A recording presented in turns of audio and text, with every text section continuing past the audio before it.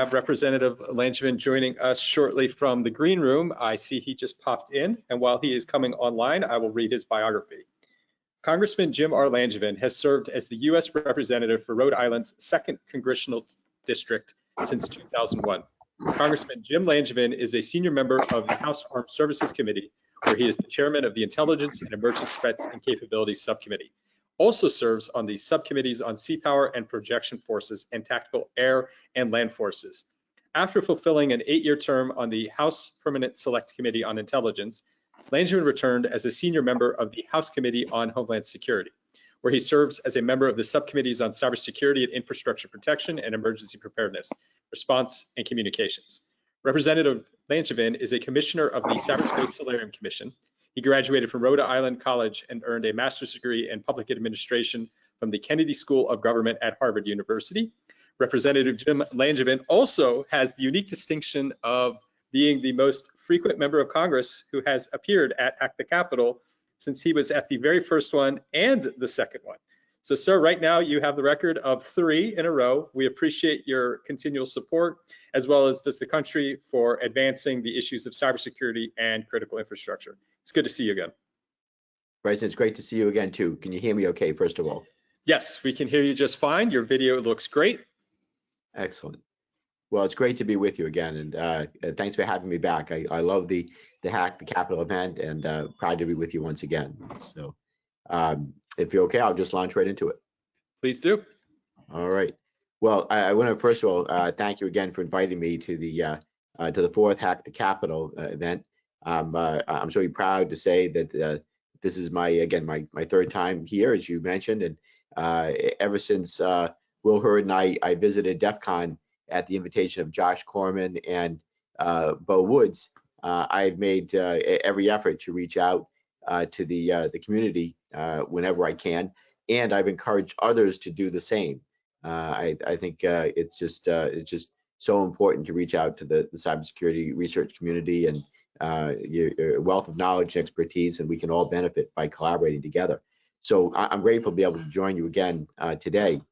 The Hack the Capitol is an opportunity for those of us who work on cybersecurity in and around Congress, in dozens of federal agencies, and crucially in the private sector, to share our progress in ensuring the nation's security in cyberspace. We also share our ongoing challenges so that we can meet them together. So we just heard from some of my colleagues on the Cyberspace Solarium Commission, which I'm very proud to be a member of. I know you heard from our co-chair, I believe, Mike Gallagher, and also Dr. Samantha Ravitch, 2 just stellar members of the commission, again, which I'm proud to serve. I think Mark Montgomery may have already been with you as well and speaking, but he was our executive director who really kept us moving in the right direction to make sure that we stayed on task and on track. And it's a kind of a task of like kind of herding cats, but he did yeoman's work in seeing this project through to completion to where we are today.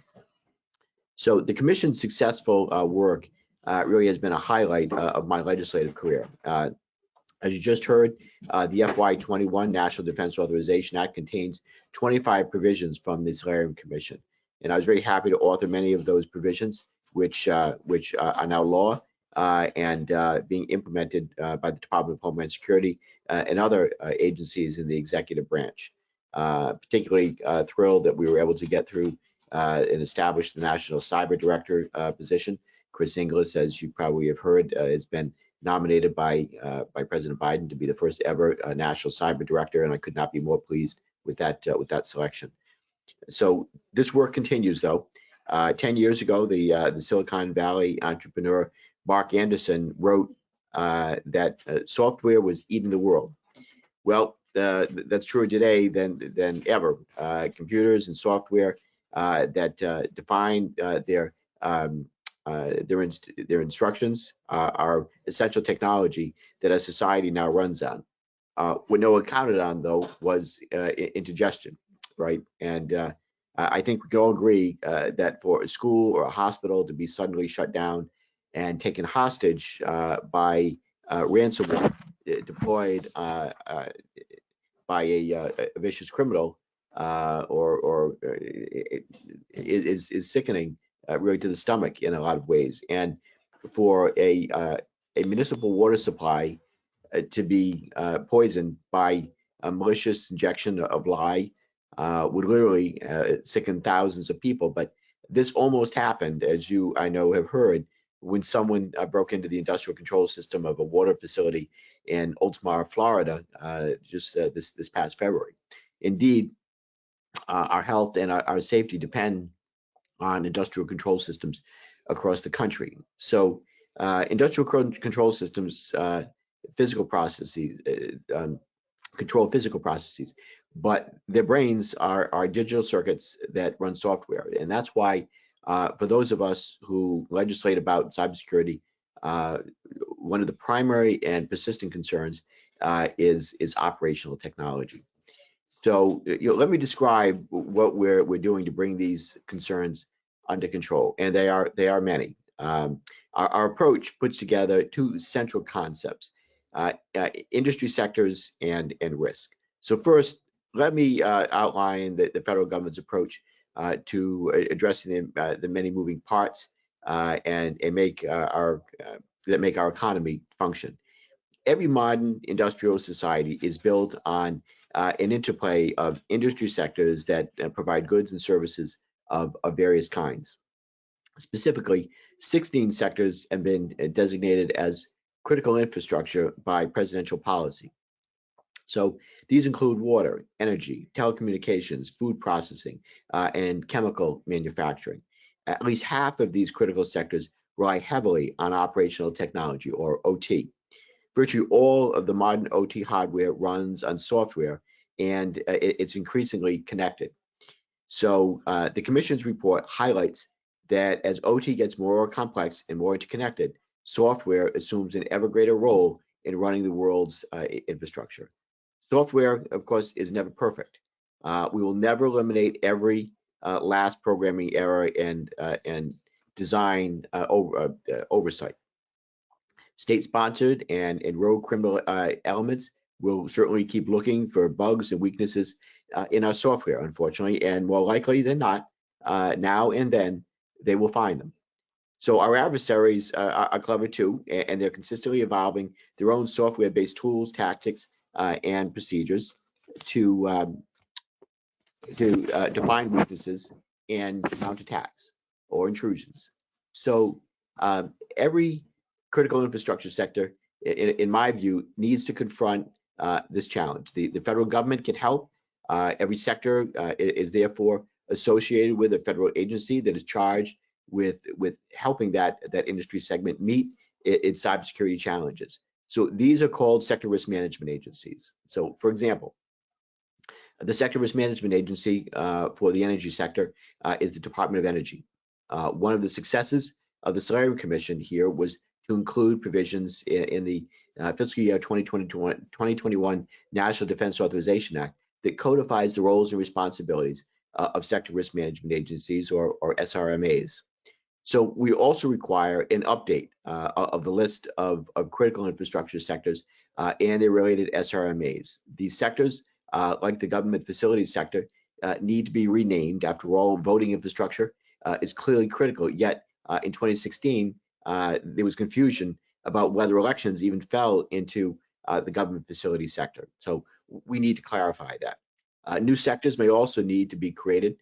For instance, I think there's a strong case to be made for creating a space sector focused on the security of our overhead architecture, on which we make more use of than any other nation in the world. We're dependent on it, and it gives us great capabilities, but we're also subject to the vulnerabilities of the architecture. So DHS, obviously, right now is working now and developing a new list of sectors and SRMAs. The law requires that it be delivered to the president in late June, and I certainly look forward to reviewing the suggestions. So, of course, having an updated list of sectors and SRMAs is only half of the battle. Then we have the key question of what they do. So that brings me to the second core concept, and that's risk. So the Solarium Commission strongly supports the risk-based approach to defending critical sectors. Consideration of risk helps us understand what is at stake, and it helps us to prioritize our efforts. In the cybersecurity arena, risk is defined based on a simple formula that takes into account three factors. Risk is vulnerability times threat times consequence. Let me just say that again. Risk is vulnerability times threat times consequence. So the first area is vulnerability. So this represents the bugs or design flaws in software. So it could encompass misconfigurations or basic human error. The more ways software can be hacked, the more the bad guys obviously will be successful. And that's why a large part of our cybersecurity recommendations include measures for improving software and for discovering and rooting out vulnerabilities. I think right now there's too much of there's a rush to market rather than rush to be secure, if you will, and we need to change that dynamic. So the second term is defining risk is threat.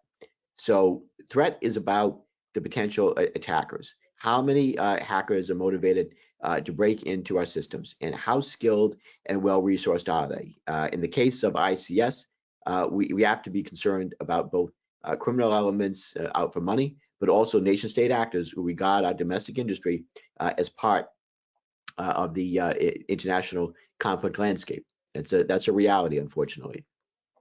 The third term in evaluating risk is consequence. So how much damage can be done? How much disruption and destruction could that damage cause? So in the case of critical infrastructure like the energy grid or water supplies, this element of risk is very serious. So a risk-based evaluation leads to our overall strategic approach as articulated in the Sector Risk Management Agency section of the NDAA. So SRMAs have basically two core functions. First, they are the liaisons to the sectors. They are the people who know the industry inside and out, know the quirks that make defending a hospital different from defending a dam. When our frontline defenders at CISA are working with the sector or to protect a critical function, SRMA personnel should be supporting them.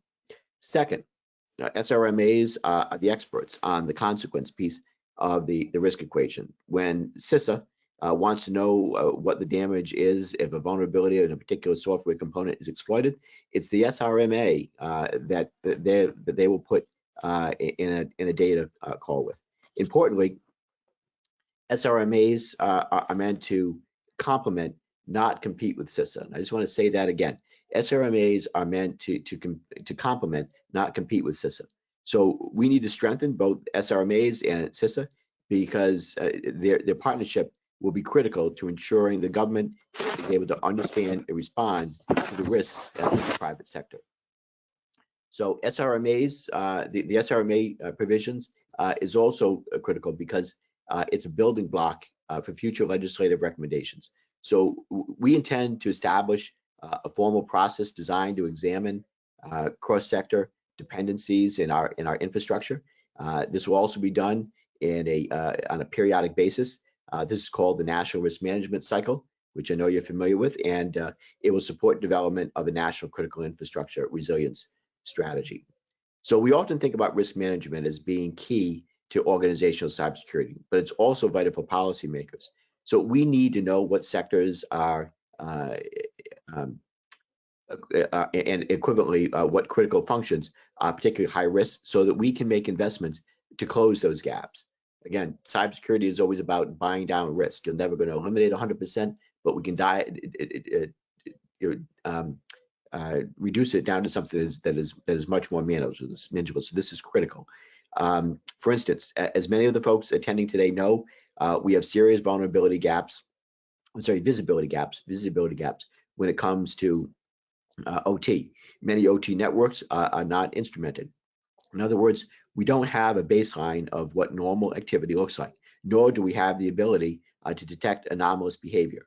So I give full credit to the Biden-Harris administration for recognizing this problem and taking steps to address it in the energy, water, and water systems and chemical facility sectors. But we can't just rely on tactical investments. No, we need a strategic approach. So the SRMAs, in conjunction with a strong CISA, are, I believe, the backbone for that approach. So, which brings me to my final point. Strengthening CISA is one of the most fundamental recommendations of the Solarium Commission. We granted CISA many new authorities in last year's NDAA.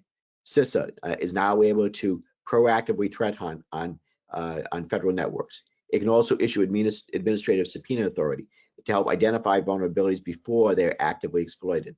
In fact, CISA issued its first such subpoena last week using this new authority. So my colleagues and I on the commission are committed to empowering CISA, but I will tell you at the moment, my focus is primarily on resourcing them properly. CISA did get an infusion of funding as part of the American Rescue Plan. It's important to realize that these funds are primarily to protect the .gov, and CISA needs investments in its non-federal missions to work with critical infrastructure owners and operators and coordinate risk assessments related to and the protection of national critical functions. So that's why I'm funding to increase this budget by $400 million this year. These funds are greatly needed, and we need to support specialists. We need to support specialists at CISA within each of the sectors. And I would encourage CISA to bring in a security researcher in residence, quite frankly, for each of the sectors who has expertise on the systems unique to them. So I would also hope CISA can bring in more detailees from the SRMAs to strengthen those bonds.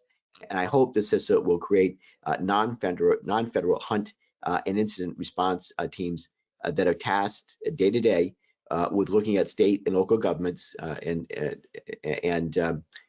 critical infrastructure partners. So these are just a few of the programs that CISA needs support with. That's why I think a $400 million increase, while significant, might just be the tip of the iceberg, quite frankly. So I'll also work with my colleagues to increase support for the SRMAs. Again, at the end of the day, we need strong teams at both the SRMAs and CISA to complement the work that each other does. But to close out my presentation, I just want to highlight one point. I want to say that I'm excited about our progress in so many ways. In my past speeches, I've talked about what Congress could do. I am overjoyed today to be able to talk about what we have done. So there are a lot of policies that still need to be changed. There's a lot of education that still needs to happen.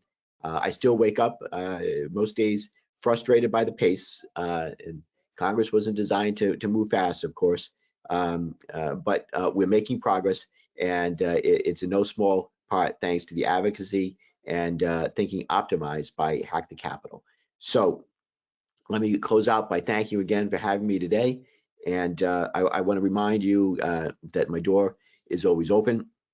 I consider the security research community a vital stakeholder in my work in the future of cybersecurity policy. I hope that you'll keep up your great work to defend the nation, and I hope you enjoy the rest of the conference. Thank you for having me on. Thank you for joining us again. Are you ready to stay for one difficult question?